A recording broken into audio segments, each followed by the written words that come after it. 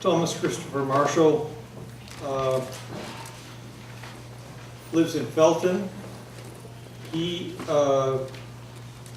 learned some things from Norman O'Brown about the woods, and maybe about language too.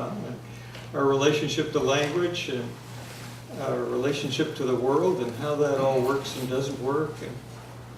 And he teaches at Cabrillo College, and he has been writing a book titled Trouble in Mind, and you can learn more about that on his website, which is postlanguage.blogspot.com, and that's mentioned in the article that was in the Sentinel. I just took a real quick look at it, and so I can't really say much about it, but he seems to be thinking through and wandering about with the whole question of using language to get beyond language, which is, of course, what poetry is all about. And he's going to do a slideshow with his poems for us. So let us welcome Tom Marshall.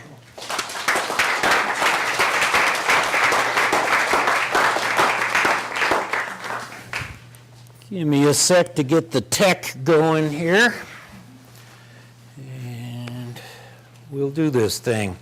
I brought the 11 poems that are the middle series of what I'm calling a blog book. It's got 3 little sections in it, each of 11 poems. And as a whole, it's called Postlanguage. This middle section is called Trouble in Mind. It's an old blues phrase. And if the tech does its part, we will see pictures that are parts of the poems in a way that I hope is not simply illustration, but what I call in a little essay on that blog, illustrative. The pictures should expand some on the sense of the words and reach into, like Len was saying, what's hard to say, the language beyond language.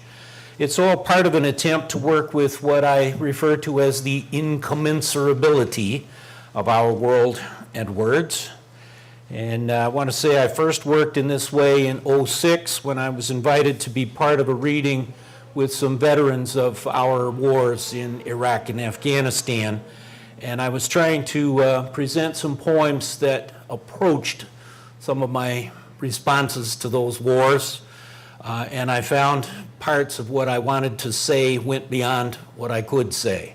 So I gave each of those poems a title that was a Google icon. And that whole set of poems had the title, "Is Not Equal To," that equal sign with a slash through it. So this series is entitled Trouble in Mind. It deals with some experiences and images from the Occupy movement, the war in our own streets, so to speak.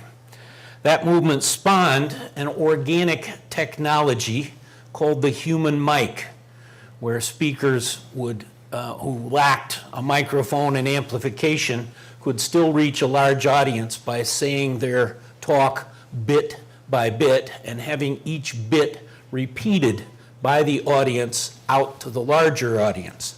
And I'm going to ask you to do that for me on 2 of these poems tonight. I'll tell you when, and we'll practice a little human miking so you'll be ready for your next Occupy demonstration. That probably covers what I've got here in my notes, so let's get to it. This is the picture that goes with poem number 1, Object for the Saints. Flat gray stones cold as anything where some people try keeping warm and others inside look at sienna in a painting and ask about prices. The feeling that the city hides private spaces where people retreat from each other, that's what I get.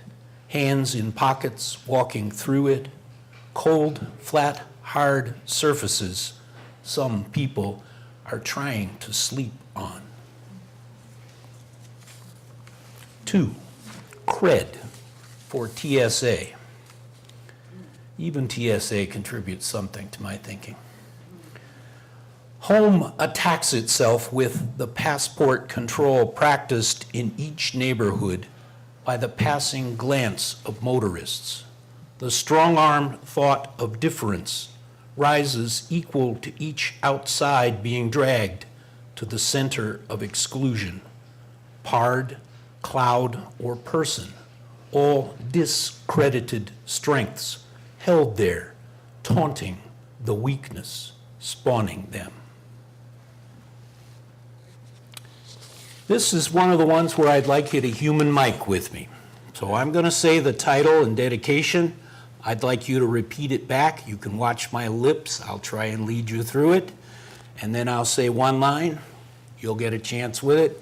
We'll go on through, looks like 6 or 7 lines together here. Newspeak, 4-hour times. Newspeak, 4-hour times. Never no time, not wartime. Never no time, not wartime. Time we sit in our hearing. Time we sit in our hearing. Hearing or not seeps into us. Hearing or not seeps into us. Us put under skin of words. Us put under skin of words. Words necessary as hell. Words necessary as hell. Hell to some folks for sure. Hell to some folks for sure. Thank you. You did very well. You're ready for your demonstration. Number 4, grub, for Ninotchka. Ninotchka is a friend of mine. She's a red-tailed hawk who nests out at Wilder Ranch every spring. She's out there now with her new boyfriend. She builds a nest, lays some eggs, hatches them, and then with her boyfriend feeds them live garter snakes. She drops in. I love watching her every year, and I can take you there if you want to go. But this poem, I took some of what Ninotchka taught me and applied it to our world. You might recognize Wheel of Fortune. Grub, for Ninotchka. Our larval state masked adulthood because citizen pain was broadcast for so long in the image of a veracity where one egg out-eats the others and then eats them too and says, so long, as if that could even be something like human just because we so long have thought so. Number 5, bodies, for, quote, all that goes to make a breach of law, unquote. That's the legal definition of corpus delicti, the convicting evidence in a trial. The somebodies have no body, though some of them perform the body nobody has. Everybody else that counts numbers piling up upon each other, like bones that rattle in pockets here and there. Bodies stiff in blue, khaki, or camo make nobodies turn their pockets inside out. And there, in that act, the body of resistance is born, when the nothing you see is shown to be their corpus delicti. Number 6, mistake for the streets. Once you've seen it, the it has already hit your face before the cops even get there. It's just what their gun said from the start. We're the shit you're gonna have to take when we decide to dish it. But there's no mistake that that stops short when the world is watching and saying back, yeah, shit is the word for it. Number 7, you may recognize some of our local friends here, the Raging Grannies. This is another one I'd like you to human mic with me, okay? In honor of the Raging Grannies. Knit for our eyes. Knit for our eyes. Shoulder to shoulder faces speak. Faces speak. A tongue no sword can swallow. A tongue no sword can swallow. A we, some say, is too big to fail. A we, some say, is too big to fail. What hands and eyes pair up to carry through, What hands and eyes pair up to carry through is looking back at you. is looking back at you. This is our means to see through what's This is our means to see through what's been pulled down over us, been pulled down over us, and then to see each other through. and then to see each other through. Number 8, Freeway for Lord Buckley, because he liked to play on the Christian stories, and there's one in this little poem. Into that river twice and free, the way it's people now, not cars, going someplace we know just as no peace but a sword, no business as usual, no, it's different now, more people. Look, it's people now. I don't know if you can see in this photo, it was taken from television, but that's a freeway in Oakland full of people marching to take over the port. Number 9, Real for the Fourth Estate, the journalists.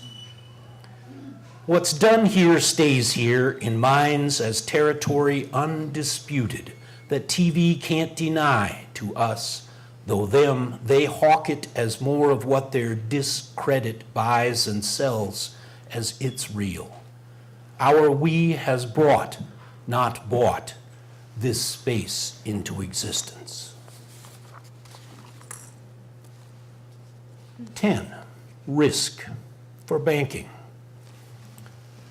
Risk showing this democracy ain't no people's will expressed really, and death is a little less obvious here, 'cause our martyrology's in each inaction weirdly. In our country backward money down way, daily rather than monumental moments, erect the names paychecks and list. Names turn to numbers in auto deposits, so withdrawal of yours is what's to die for. I don't know if you've seen it, but that's the obelisk in Tahrir Square with the names of the martyrs of the Egyptian Spring. And the last one, an image from Oakland again, Tube for Cronkite. Loose canister of security forces people back behind modern TV's flat plasma of fears. Throw an old CRT in the street and its vacuum explodes into words, the shapes of rocks and bottles. Thanks.